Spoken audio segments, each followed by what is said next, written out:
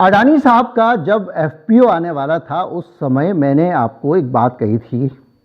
Hindenburg की report आ चुकी थी, एफपीओ में 3-4 दिन बचे हुए थे। मैंने अपने वीडियो में कहा था कि इस एफपीओ को ओवर सब्सक्राइब करने के लिए कायनात की सारी ताकत जुट जाएगी और इसको सब्सक्राइब करने की जो महाशक्ति थी विनोद भाई साहब वाली, ये इशारा था फ़ोन वाला, वो शक्ति हिंडनबर्ग रिपोर्ट ने ख़त्म कर दिया। यानी जो विदेशी उनकी शेल कंपनियां हैं उनके ज़रिए इस फंड को सब्सक्राइब नहीं किया जा सकता।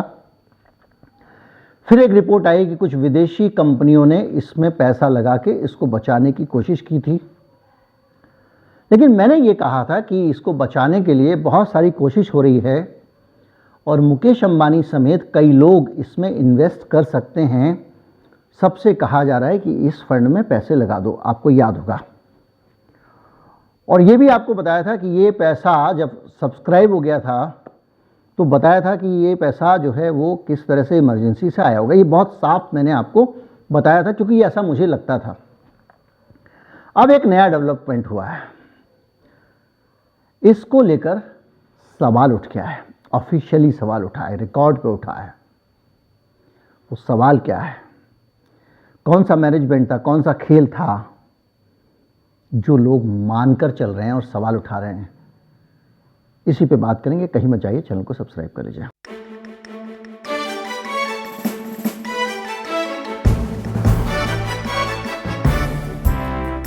जब आपका एफपीओ आकर पड़ा हो, हिंडनबर्ग की रिपोर्ट आ गई हो, आपकी इज्जत दांव पे लगी हो, तो आप क्या करेंगे? आप वही करेंगे जिसकी मैंने आशंका जाहिर की थी। मैंने संकेत दिया था कि कुछ पॉलिटिकल लोग भी इस एफपीओ को सब्सक्राइब कराने में मदद कर सकते हैं और ये भी हो सकता है कि किसी बड़ी पॉलिटिकल हस्ती ने उद्योगपतियों से कहा हो कि पैसा लगा दो, और कल जब आपको ज़रूरत पड़ेगी तो ऐसे ये भी काम आएगा। ये भी मैंने उसमें बोला था, शब्द कुछ और हो सकते हैं। अब जो आरोप लगा उसके हिसाब से ऐसा उस समय सचमुच हुआ था। केंद्र सरकार के एक मंत्री को, जो बहुत सारे उद्योगपतियों के साथ डील करता है, जिसके उद्योगपतियों से संबंध हैं, जो इन अमीरों के साथ डे टू डे का कोऑर्डिनेशन करता है, उस मंत्री को ये जिम्मेदारी दी गई थी कि वो उद्योगपतियों को फ़ोन करे और उनसे कहे कि प्लीज़ अडानी साहब के शेयर में पैसे लगा लो, एफपीओ खरीद लो। कुछ दिन की बात है, ये एफपीओ रिकॉल कर लेंगे, आपके पैसे वापस दे देंगे। यानी जो बाद में हुआ, ये आरोप लगा है और ये आरोप लगाया है कांग्रेस पार्टी ने। जयराम रमेश के बारे में जो लोग नहीं जानते हैं, जयराम रमेश का फाइनेंस का ही बैकग्राउंड है और वो वित्तीय मामलों पे समय समय पर लिखते रहे हैं, बहुत पुराने कीड़े हैं इस दुनिया के। उन्होंने ये सवाल पूछा है, उन्होंने पूछा है कि लंबे समय से व्यावसायिक संबंधों वाले एक हाई प्रोफाइल केंद्रीय मंत्री ने गौतम अडानी की ओर से सबसे प्रतिष्ठित व्यापारियों में से कुछ 5-6 से व्यक्तिगत पर्सनली कॉल किया। मुकेश भाई, टाटा जी, जो भी किया हो, तो मैं ऐसे ही नाम बोल रहा हूं, आलू जी, गोभी जी भी हो सकता है, और उनसे कहा कि गौतम भाई की इज्जत का सवाल है, आप एक काम करो, उनका एफपीओ खरीद लो और अपने पर्सनल पैसे से खरीद लो, आपका पैसा वापस हो जाएगा। और इसको कांग्रेस पार्टी कह रही है कि ये जांच के लायक मसला है, इसकी जांच होनी चाहिए और कन्फ्लिक्ट ऑफ इंटरेस्ट का मामला है, हितों के टकराव का मामला है।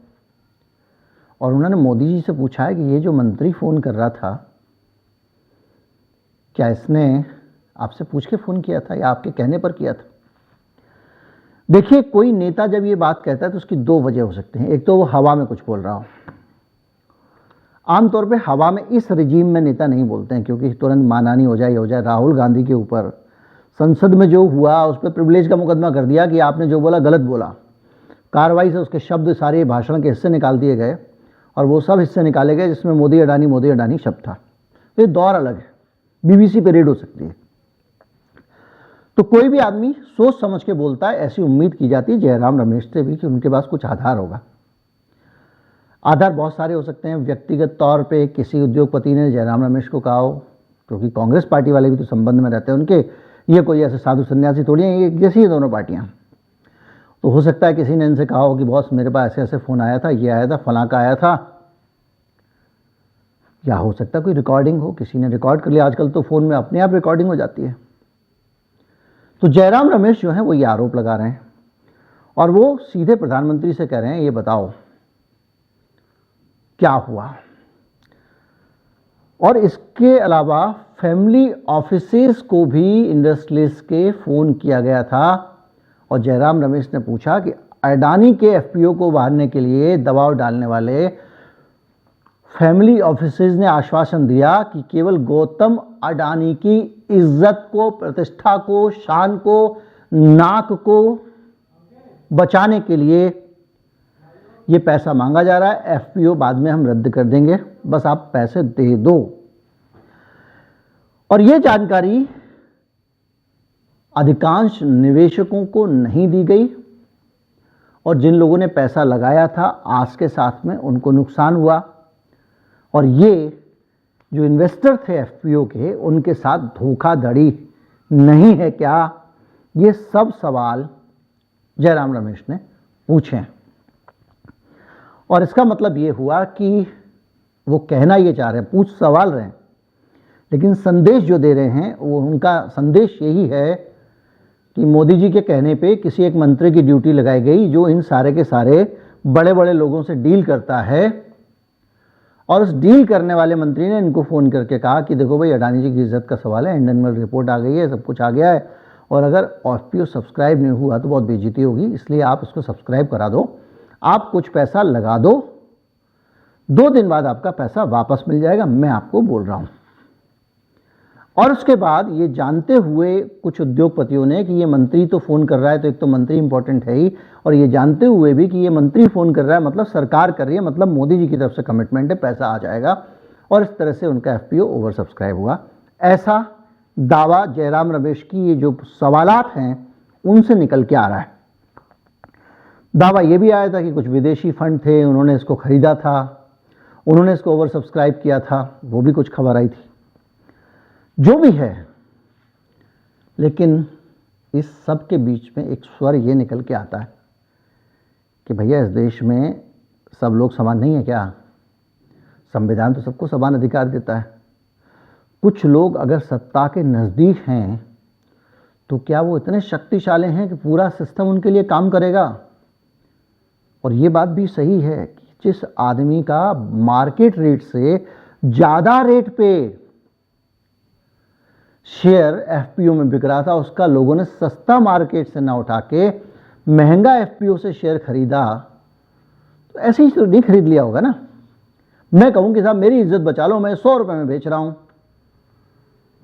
और मार्केट में बाहर बेच रहा आदमी 50 रुपए का, 75 रुपए का, आप मुझसे क्यों लोगे?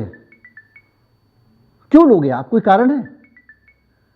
लेकिन अब चूंकि लिया गया है तो ये सवाल उठता है कि भाई कोई तो कारण रहा होगा, और ये कारण क्या है ये तो बाद में समझ में आएगा। लेकिन एक चीज़ और भी है, आपने ये भी सोचा हो भाई हफ्ते 15 दिन में पैसा बढ़ जाएगा, ये अभी टेम्पररी है, तो वो भी नहीं हुआ। शेयर गिरे ही जा रहा है, लगातार गिरे ही जा रहा है। अब इतना बताने के बाद आगे मैं क्या कहानी बताऊं, आप खुद समझते हैं और आपको खुद समझ में आ रहा होगा कि जॉर्ज सोरोस जैसे लोगों का मुंह क्यों खुल जाता है, उनकी इतनी हिम्मत कैसे हो जाती है। वीडियो को ज़्यादा से ज़्यादा लोगों तक पहुँचाएं, चैनल को सब्सक्राइब कर लें। नमस्कार, जय हिंद।